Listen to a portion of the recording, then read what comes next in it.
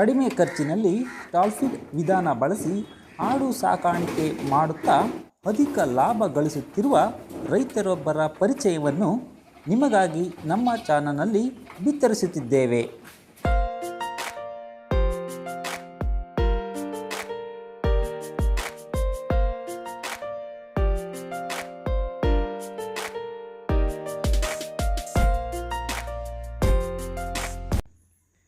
ಇವರ ಹೆಸರು ಮುಕುಂದ.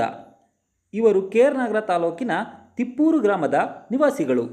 ಇವರು ಕೃಷಿಯಲ್ಲಿ ಪುರಾತನ ಪದ್ಧತಿಯನ್ನು ಅಳವಡಿಸದೆ ಕೃಷಿ ತಜ್ಞರ ಸಲಹೆಯ ಮೇರೆಗೆ ವೈಜ್ಞಾನಿಕ ಪದ್ಧತಿಯನ್ನು ಅಳವಡಿಸಿಕೊಂಡು ಅಧಿಕ ಲಾಭವನ್ನು ಪಡೆಯುತ್ತಿದ್ದಾರೆ. ಇವರ ಸಾಧನೆಯನ್ನು ಮೆಚ್ಚಿ ಕೃಷಿ ಇಲಾಖೆ ವತಿಯಿಂದ ಇವರಿಗೆ ಹಲವಾರು ಪ್ರಶಸ್ತಿಗಳು ಸಹ ಲಭಿಸಿವೆ. ನಮ್ಮ ವಾಹಿನಿಯಲ್ಲಿ ಕೃಷಿಯಲ್ಲಿ ಸಾಧನೆ ಮಾಡಿರುವ ಸಾಧಕರ ಸಾಧನೆ ಬಗ್ಗೆ ಬಿತ್ತರಿಸಲಾಗುವುದು. ನೀವಿನ್ನು ನಮ್ಮ ಚಾನಲ್ ಸಬ್ಸ್ಕ್ರೈಬ್ ಮಾಡಿಲ್ಲ ಅಂದರೆ ಕೆಳಗೆ ಕಾಣುವಂಥ ಕೆಂಪು ಬಟನ್ನ ಒತ್ತಿ ಸಬ್ಸ್ಕ್ರೈಬ್ ಮಾಡಿ. ಹಾಗೆ ಪಕ್ಕದಲ್ಲಿ ಬೆಲ್ ಬಟನ್ ಇರುತ್ತೆ, ಅದನ್ನು ಆನ್ ಮಾಡಿ ಆಲ್ ಸೆಲೆಕ್ಟ್ ಮಾಡಿ. ಈಗ ಮಾಡೋದ್ರಿಂದ ನಮ್ಮ ಎಲ್ಲ ವಿಡಿಯೋ ನೀವು ನೋಡ್ಬೋದು. ಈ ಡ್ರಮ್ಗಳು ಸರ್, ಇದು ಬೇಸಿಗೆನಲ್ಲಿ ಒಂದು 2 ತಿಂಗಳು ಮೇವು ಸಿಗೋಕ್ಕಿಲ್ಲ ಸರ್. ಅದಕ್ಕೆ ನಾವೇನು ಮಾಡ್ತೀವಿ ಅಂದರೆ, ಒಂದು 25 ಡ್ರಮ್ ಇದೆ. ಹೆಚ್ಚೆಚ್ಚು ಮೇವು ಸಿಕ್ಕೋ ಟೈಮಲ್ಲಿ ಇಲ್ಲಿಗೆ ಸೈಲೇಜ್ ಮಾಡ್ಕೊಂಡ್ಬಿಡ್ತೀವಿ ಮೇವನ್ನ. ಸೈಲೇಜ್ ಮಾಡ್ಕೊಂಡು ಈ ಮೇವನ್ನ ಸ್ವಲ್ಪ ಡ್ರೈ ಮಾಡ್ಕೊಂಡು ಮೂಟೆಗೆ ತುಂಬಿಕೊಂಡು ಮರಿಗಳಿಗೆ ಹಾಕ್ತೀವಿ ಸರ್. ಡ್ರಮ್ ಎಷ್ಟು ಬೆಲೆ ಎಷ್ಟು ಕೊಡ್ತಂದ್ರೆ? ನಾವೆಲ್ಲ ಒಂದು 500-600 ರೂಪಾಯಿ ಕೊಡ್ತಾವೆ ಒಂದು ದಿವಸ. ಎಷ್ಟು ವರ್ಷ ಬರುತ್ತೆ? ಈ ವರ್ಷದ ಲೆಕ್ಕ ಬರೀಕಿಲ್ಲ, ನಮಗೇನು ಎಷ್ಟು ದಿವಸಕ್ಕಾರು ಓಲೋಳು ನಾವು ಏನು ಬೇಸಾಗಿ ಮಾಡ್ಕೋಬೇಕು ಮಾಡ್ಕೋತೀವಿ. ಅವು ಹೋಗೋದು ಬಿಡೋದು ನಮ್ಗೆ ಗೊತ್ತಾದ ಪ್ಲಾಸ್ಟಿಕ್ ಒಳವು. ಎಷ್ಟು ಮೇವು ಸಂಗ್ರಹ ಮಾಡ್ಬೋದು ಸರ್? ಇದರಲ್ಲಿ ಒಂದು ಇದಕ್ಕೆ ಹಾಕಂದ್ರೆ ಇದು ಒಂದು ಡ್ರಮ್ಮು ನಮ್ದು 100 ಮರಿಗೆ ಒಂದು ದಿನಕ್ಕೆ ಆಯ್ತು ಸರ್. ನಾವು ಲಿಮಿಟ್ ಊಟ, ಟೈಮಿಂಗ್ಸ್ ಊಟ ಕೊಡೋದು ನಾವು ಅವಕ್ಕೆ. ಸುಮ್ಮನೆ ಅಡ್ಡದಿಡ್ಡಿ ಊಟ ಕೊಡಿಕಿಲ್ಲ ಸರ್ ಅವಕ್ಕೆ.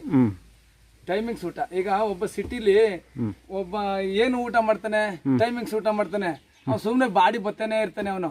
ಅವ್ನು ಏಕೆಂದ್ರೆ ಅವನು ಏನು ಕೆಲಸ ಮಾಡಿಕ್ಕಿಲ್ಲ, ಮನೆ ತವೇ ಇರ್ತಾನೆ. ಈಗ ನಾವೇನು ಮಾಡ್ತೀವಿ, ಸುಮ್ಮನೆ ಬೈಲ್ ಸುತ್ತೀವಿ, ನಾವು ಬಾಡಿ ಕಮ್ಮಿ, ಊಟ ಜಾಸ್ತಿ ತಿಂತೀವಿ. ಹಂಗೆ ಬೈಲ್ ಸುತ್ತ ಮರಿನೇ ಬೇರೆ, ಫಾರಮಲ್ಲಿರೋ ಮರಿನೇ ಬೇರೆ.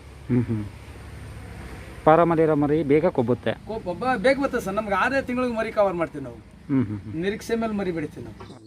ಸರ್, ಮುಕುಂದ ನನ್ನ ಹೆಸರು. ನಾನು ತಿಪ್ಪೂರು, ಕೇರ್ನಗರ ತಾಲೂಕು, ಕಸಬಾ ಹೋಬಳಿ, ಮೈಸೂರು ಜಿಲ್ಲೆ. ಸರ್, ನಮ್ಗೆ ಸಿಕ್ಕಿದಂಥ ಪ್ರಶಸ್ತಿಗಳು ತಾಲೂಕು ಮಟ್ಟದ್ದು ಸರ್.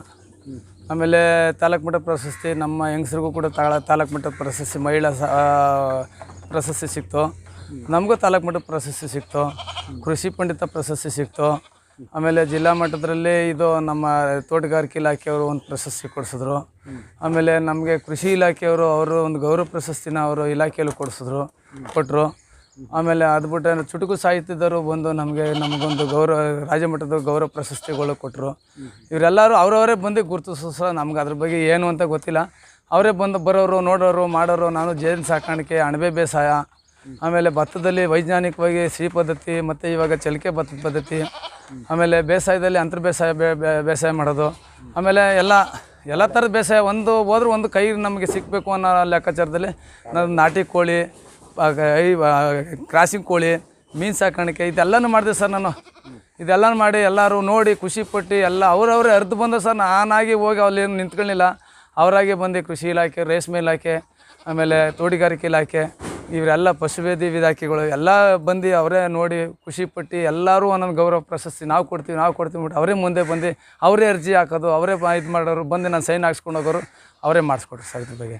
ಆಮೇಲೆ ನನಗೆಲ್ಲ ತರಬೇತಿಗಳು, ನಾನು ಎಲ್ಲರೂ ಒಂದು ಟ್ರೈನಿಂಗ್ ನಡೀತಾ ತರಬೇತಿ ರೈತರ ಬಗ್ಗೆ ಏನಾರು ಇದೆ ಅಂತಂದರೆ ಆ ಗಂಟೆಲ್ಲ ನಾನು ಕವರ್ ಮಾಡ್ತೀನಿ ಸರ್. ಯಾಕೆಂದರೆ ಹೆಚ್ಚಿನ ತಿಳುವಳಿಕೆಗಳನ್ನ ವಿಜ್ಞಾನಿಗಳ ಹತ್ರ ತಿಳ್ಕೋಬೇಕು, ಅನುಭವ ತೊಗೋಬೇಕು. ಯಾಕೆ ನಾವೇನು ಕಲ್ತಿರಿಕಿಲ್ಲ, ನಮಗೆ ಅಷ್ಟು ಅನುಭವ ಗೊತ್ತಿರಿಕಿಲ್ಲ. ಆಕಾಶವಾಣಿಯವರು ಕೂಡ ನನ್ನ ಗುರುತಿಸ್ಕೊಂಡು 2 ಸಲ ಆಕಾಶವಾಣಿಗೆ ಕರೆದು ನನಗೆ ಪ್ರಸಾರ ಮಾಡಿಸೋರು. ವಿಜಯಲಕ್ಷ್ಮಮ್ಮ ಅಂತೇಳಿ ಇದರಲ್ಲಿ ನಾಗನಹಳ್ಳಿ ವಿಸಿ ಫಾರಮಲ್ಲಿ, ನಾಗನಹಳ್ಳಿ ಕೃಷಿ ಕೇಂದ್ರದಲ್ಲಿ ಇದ್ದರು. ಪಾಪ ಆ ಅಮ್ಮನೂ ಕೂಡ ತೀರ್ಕೊಂಡ್ಬಿಟ್ರಂತೆ. ಈಗ ಒಂದು ಅದೇನೋ ಜ್ವರ ಹೊಡೆದ್ಬಿಟ್ಟು ಅಂಥ ವ್ಯಕ್ತಿ ನಮ್ಮ ತಾಲೂಕಿಗೆ ಮತ್ತೆ ಹುಟ್ಟಿ ಬರಲಿ ಅಂತೇಳಿ ನಾನು ಭಾವಿಸ್ತೀನಿ.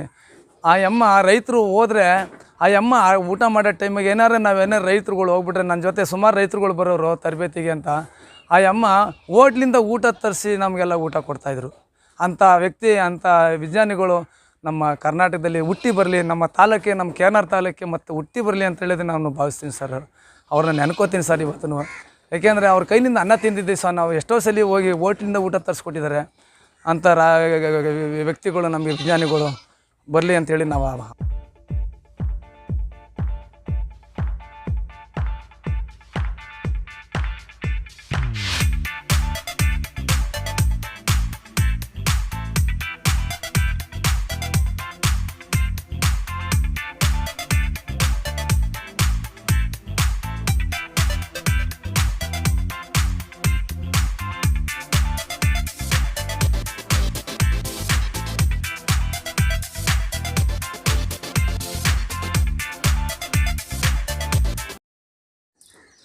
ನಂದು ಫಾರಮ್ ಮಾಡಿ 8 ವರ್ಷ ಆಯಿತು ಸರ್. ಇದು ಫಾರಮ್ ಅಂತಂದರೆ ಇವತ್ತು ಈಗಾಗಲೇ ಈಗ ಒಂದು ವಾರ ಆಯಿತು ಸರ್. ಈ ಸೆಡ್ನ ರೆಡಿ ಮಾಡಿ ನಾನು ಕೈನಲ್ಲೇ ಮಾಡ್ಕೊಂಡಿದ್ದೆ. ನಂದೇ ಮರ, ನಂದೇ ಅಡಿಕೆ ಮರ ಮತ್ತು ನಂದು ಬಿದಿರು ಹಾಕ್ಕೊಂಡು ನಾನೇ ಮಾಡಿಕೊಂಡು ಒಂದು 55 ಮರಿ ಸಾಕ್ತಿದ್ದೆ.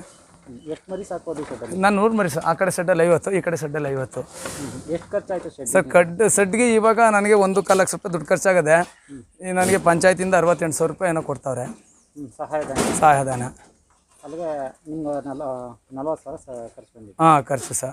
ಅಂದರೆ ಇನ್ನೊಂದು ಮೊದಲೆಲ್ಲ ನನ್ನ ಕೈಲಿ ಮಾಡ್ಕೊಂಡಿದ್ದೆ, ನಾನು ಕಮ್ಮಿಲಿ ಮಾಡ್ಕೊಂಡಿದ್ದೆ. ಈಗ ಪಂಚಾಯತಿಯವರು ನೋಡಿಬಿಟ್ಟು ನಾವು ನಮ್ಮ ಪಂಚಾಯತಿಯಿಂದ ಕೊಡ್ತೀವಿ ಅಂತೇಳಿ ಈಗ ಒಂದು 68,000 ರೂಪಾಯಿನೂ ಕೊಡ್ತಾಯಿದ್ದಾರೆ. ಈಗ ಮಾಡ್ಕೊಂಡಿದ್ದೀವಿ. ಈಗ ಒಂದು ವಾರ ಆಯಿತು ಸರ್. ಈ ಸೆಡ್ ಒಳಗೆ ಮರಿಬಿಟ್ಟು ಎಲ್ಲ ಬರೀ ಈ ಸೆಡ್ ಕಿತ್ತಾಕ್ಬಿಟ್ಟಿದ್ದು, ಮರಿಗಳೆಲ್ಲ ಕಾಯಿಲಾಗ್ಬಿಟ್ಟವೆ.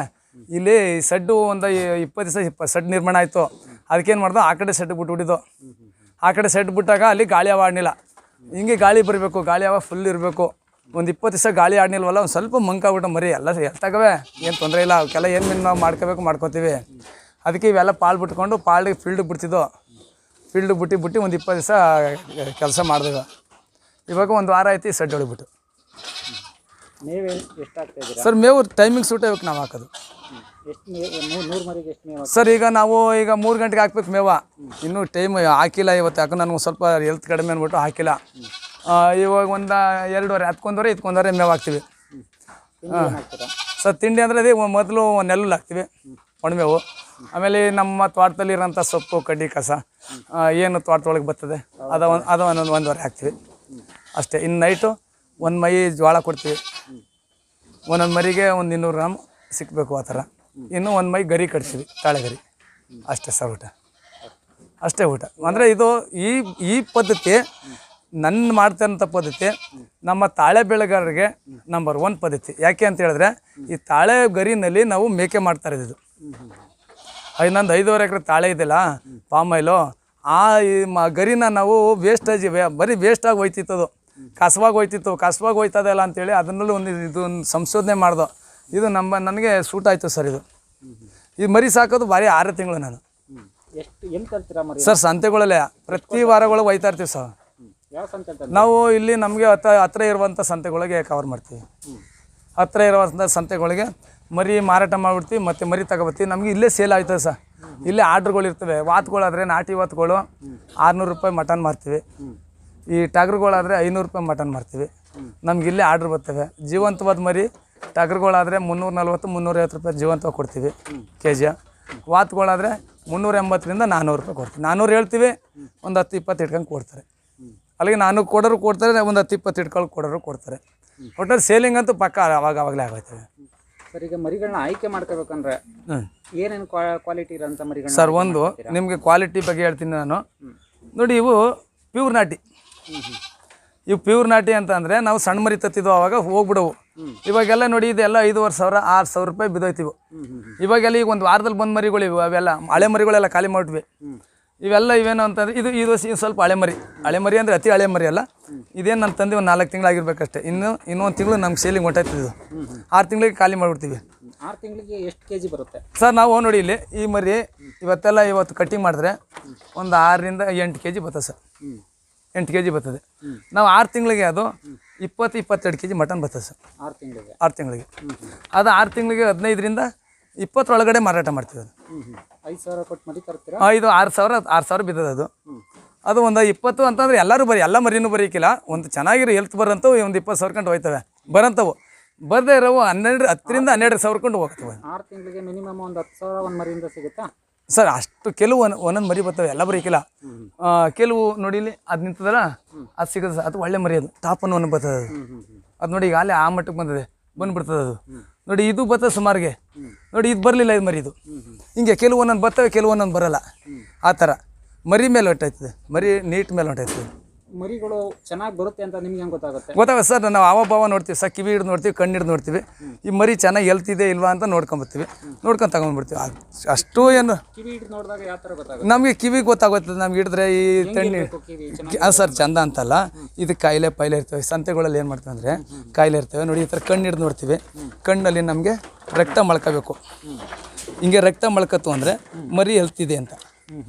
ಬೆಳ್ಳಗಿದ್ರೆ ಮರಿ ಎಲ್ತಿಲ್ಲ ಅಂತ ಅಲ್ಲಿಗೆ ಬಿಸಾಕ್ಬಿಡ್ತೀವಿ. ಮರಿ ತಗೊಳ್ಳಲ್ಲ ನಾವು. ಆ ಥರ ರಕ್ತ ಮಳ್ಕೋಬೇಕು, ಆವಾಗ ಮರಿ ಎಲ್ತಾಗಿದೆ. ಕೆಲವು ಒಂಟು ಬೀಜ ಇರ್ತವೆ, ಈ ಥರ ನೋಡ್ತೀವಿ. ಒಂಟು ಬೀಜ ಇರೋ ಒಳ್ಳೆಕಿಲ್ಲ. ಆಮೇಲೆ ಕೆಲವು ತಳಿಗಳು ಹಾಕ್ತೀವಿ, ಒಂದೇ ತಳಿ ಹಾಕಿಕ್ಕಿಲ್ಲ. ಕೆಲವು ಕಡಿಮೆ ರೇಟಲ್ಲಿ ಕೇಳ್ತಾರೆ ಸರ್, ಅವಕ್ಕೆ ಕಡಿಮೆ ರೇಟಿನ ತಳಿಗಳು ಹಾಕ್ತೀವಿ. ಹಿಂಗೆ ಹಲವಾರು ತಳಿಗಳು ಹಾಕ್ತೀವಿ. ಅವು ಬೇಗ ಬರ್ತವೆ. ಕಡಿಮೆ ತಳಿ ಮರಿ ಬೇಗ ಬರ್ತವೆ. ಬೇಗ ಬಂದರೆ ಅವಕ್ಕೆ ಮಾರ್ಕೆಟ್ ಕಡಿಮೆ. ನಾಟಿ ಮರಿಗಳು ಮಾರ್ಕೆಟ್ ಜಾಸ್ತಿ ಇರ್ತದೆ, ಬೇಗ ಬರೋಕ್ಕಿಲ್ಲ. ಇವು ನಾಟಿ ಬೇಗ ಬರೋಕ್ಕಿಲ್ಲ. ಮಾರ್ಕೆಟಿಂಗ್ ಜಾಸ್ತಿ ಇರ್ತದೆ. ಮರಿನೂ ನಮಗೆ ಕಾಸ್ಟ್ಲಿ ಬೀಳ್ತದೆ, ಮಾರ್ಕೆಟು ಇರ್ತದೆ ಅವಕ್ಕೆ. ಈಗ ಒಂದು 6 ತಿಂಗಳು ಸಾಕಿದಂಥ ಮರಿಗಳು 6 ತಿಂಗಳಿಗೆ ಡಬಲ್ ಆಗುತ್ತಾ? ಡಬಲ್ಗಿಂತ ಜಾಸ್ತಿ ಬರುತ್ತೆ ನಮಗೆ. ನಾವು ಮೇಯಿಸ್ದಂಗೆ. ನಾವು ಮೇಯಿಸ್ದಂಗೆ. ಈಗ ಎಷ್ಟು ಬರ್ಬೋದು? ಒಂದು 5 kg ಮರಿ ತಂದು ಸಾಕ್ತೀರಾ? 5 kg ಯಾವ ತರೀಕ್ರೆ ಸಹ ಒಂದು 6-7 kg ಮರಿ ತರ್ತೀವಿ. ನಮಗೆ ಒಂದು 20, 22, 25, 30 ಬರೋ ಬರ್ತವೆ. 6 ತಿಂಗಳಿಗೆ 30 kg ಬರೋ ಬರ್ತವೆ. ಆ ಥರ ಬಂದರೆ ಒಂದೇ ಸಮ ಬರೀಕಿಲ್ಲ. ಬರೋ ಹಂಗೆ ಬರ್ತವೆ, ಬರೋ ಹಿಂಗೆ ಬರ್ತವೆ. ಒಂದು 6 ತಿಂಗಳಿಗೆ 20 kg ಮೇಲೆ, ಒಳಗಂತೂ ಇಲ್ಲ. ಸ್ಟಾಲ್ ಫೀಡ್ ವಿಧಾನದಲ್ಲಿ ಗಾಳಿ ಬೆಳಕು ಅಧಿಕವಾಗಿ ಸಿಗೋದ್ರಿಂದ ರೋಗಗಳ ಬಾಧೆ ಕಡಿಮೆಯಾಗಿ ಆಡು ಕುರಿಗಳು ವೇಗವಾಗಿ ಬೆಳವಣಿಗೆ ಹೊಂದುತ್ತವೆ. ಸ್ಟಾಲ್ ಫೀಡ್ ವಿಧಾನದಲ್ಲಿ ಆಡು ಕುರಿಗಳಿಗೆ ಒಂದೇ ಥರದ ಮೇವನ್ನು ಕೊಡದೆ ಹಲವು ರೀತಿಯ ಮೇವುಗಳನ್ನು ಒದಗಿಸುವುದರಿಂದ ಮರಿಗಳ ಬೆಳವಣಿಗೆಗೆ ಸಹಕಾರಿಯಾಗಲಿದೆ. ಉದಾಹರಣೆಗೆ ಏಕದಳ ಮೇವು 70%, ದ್ವಿದಳ ಜಾತಿಯ ಮೇವು 30% ಒಳಗೊಂಡಂತೆ ಮೇವು ಕೊಟ್ಟರೆ ಒಳ್ಳೆಯದು. ಆಡು ಕುರಿಗಳ ಬೆಳವಣಿಗೆಯಲ್ಲಿ ದಾಡಿ ಮಿಶ್ರಣ ಪ್ರಮುಖ ಪಾತ್ರ ವಹಿಸುತ್ತದೆ. ನೀವು ಕೊಡುವಂಥ ದಾಡಿ ಮಿಶ್ರಣ ಅಡಕ ಅಂಶಗಳು ಇಂತಿರಬೇಕು. ಜೋಳ, ಕಡಲೆಕಾಯಿ ಹಿಂಡಿ, ಹುರುಳಿಕಾಳು, ಭತ್ತದ ಹೊಟ್ಟು, ಖನಿಜ ಮಿಶ್ರಣಗಳು ಮರಿಗಳ ಬೆಳವಣಿಗೆಯಲ್ಲಿ ಪ್ರಮುಖ ಪಾತ್ರ ವಹಿಸುತ್ತವೆ. ಆಡು ಕುರಿಗಳಲ್ಲಿ ಪರಾವಲಂಬಿ ಜೀವಿಗಳು ವೃದ್ಧಿಸದಂತೆ ಜಂತು ನಿವಾರಕ ಔಷಧವನ್ನು ಕೊಡಿಸಬೇಕು ಹಾಗೂ ಕಾಲಕಾಲಕ್ಕೆ ಲಸಿಕೆಯನ್ನು ಕೊಡಿಸಿ ಆಡು ಕುರಿ ಸಾಕಾಣಿಕೆ ಮಾಡುವುದರಿಂದ ಹೆಚ್ಚಿನ ಲಾಭ ಪಡೆಯಬಹುದು. ನಾವು ಕೊಡುವ ಮಾಹಿತಿ ಇಷ್ಟವಾದಲ್ಲಿ ಚಾನಲ್ ಸಬ್ಸ್ಕ್ರೈಬ್ ಮಾಡಿ, ಶೇರ್ ಮಾಡಿ ಹಾಗೂ ಲೈಕ್ ಮಾಡಿ. ವಿಡಿಯೋವನ್ನು ಸಂಪೂರ್ಣವಾಗಿ ನೋಡಿದ್ದಕ್ಕೆ ನಿಮಗೆ ಧನ್ಯವಾದಗಳು.